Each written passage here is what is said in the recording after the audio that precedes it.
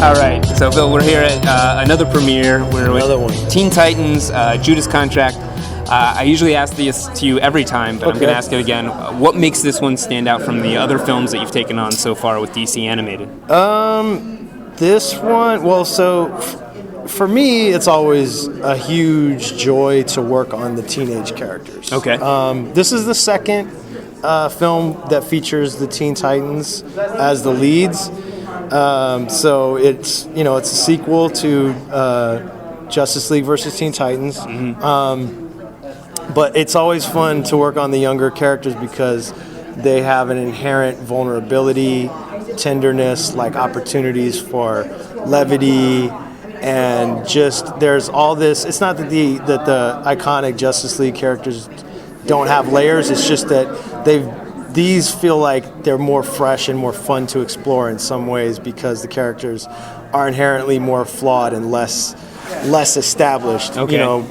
Both in the comics, even though they have a long history, but also as people. They're young people that are still growing and still making huge blunders that define them. And that's something that's distinctive to this film. So even though there's a lightheartedness and a tenderness to the characters, this is also a pretty dark film, with some of the drama and some of the scenarios that we introduce the characters to. So it's an interesting contrast with sort of the hopefulness of characters like the Teen Titans with some of the darkness that accompany this particular chapter.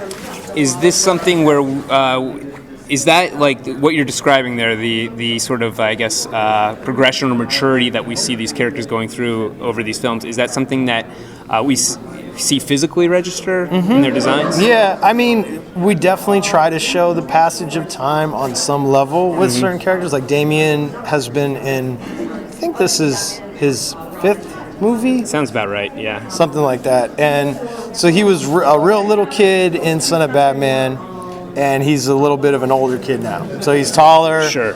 I adjusted a few things on his outfit, not too much. I mean, Stewart's delivery and frankly his voice is still pretty much the same, so you don't want him standing toe to toe with Dick Grayson. They're obviously, there's a generation gap there. Yeah. But he's growing, and you're even seeing some maturity in the way he interacts with other characters. Still kind of a snot, yeah, still kind of a jerk, but a little bit more generous and a little bit less of a prick. Did you go back to the source material for this for Judas Contract at all to look at designs, or was that? I'm sure I looked at the stuff, but it didn't play majorly into it. No, you try to be faithful and you try to incorporate details and nuances and homages and nods. Always.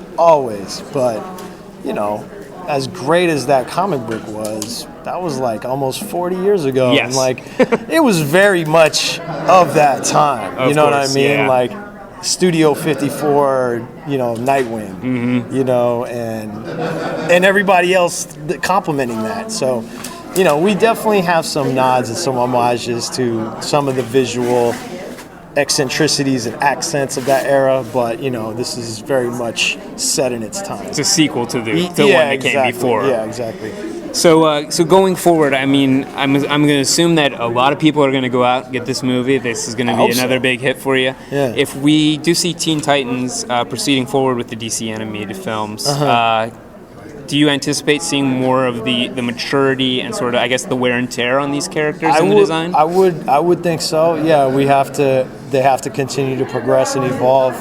It's hard to say, man. I hope we do get to do more with them. But right now, that's up in the air. Hopefully this one, everyone buys it, and then we can do more, and we'll hopefully continue to try to evolve the narrative and the character relationships and make them, flesh them out more completely as characters. Excellent. Well, cool. Congrats, and thank you so much for talking with us. Thank you. Always. My pleasure.